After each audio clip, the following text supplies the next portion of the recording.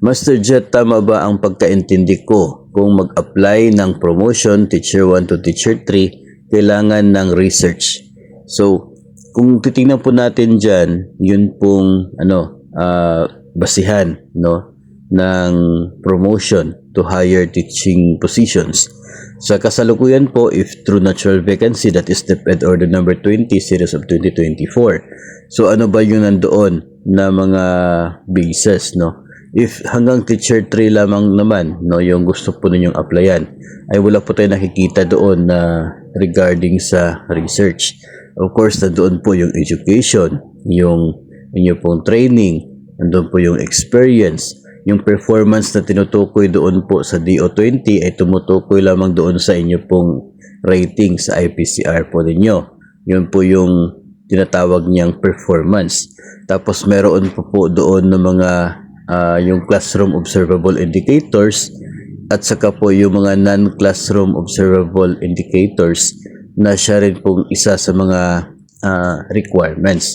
Mayroong particular number of outstanding and very satisfactory na kinakailangang ma-achieve ng mga nag-a-apply para ma-consider sila for that position. Nandun din po yung interview at saka po yung annotations sa mga non-classroom observable.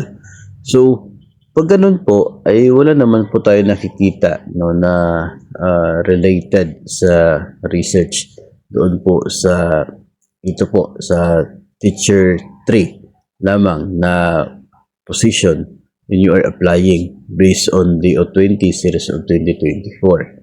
So, masasabi natin na hindi siya required, Hindi naman siya required. So, depende pa rin po sa inyo if you have that, meron po kayong passion for research, you can still, continue with that kasi baka in the future, magagamit po ninyo.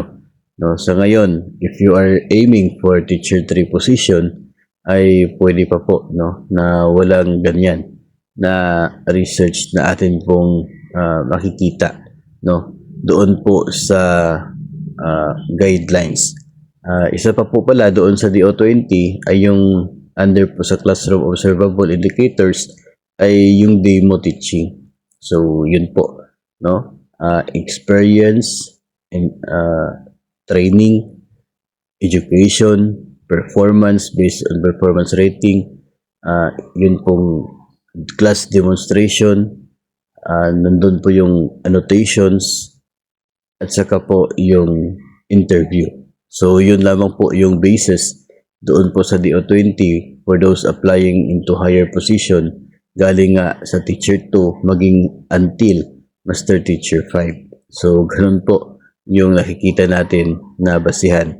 At hindi po natin nare-relate doon yung tungkol po sa research.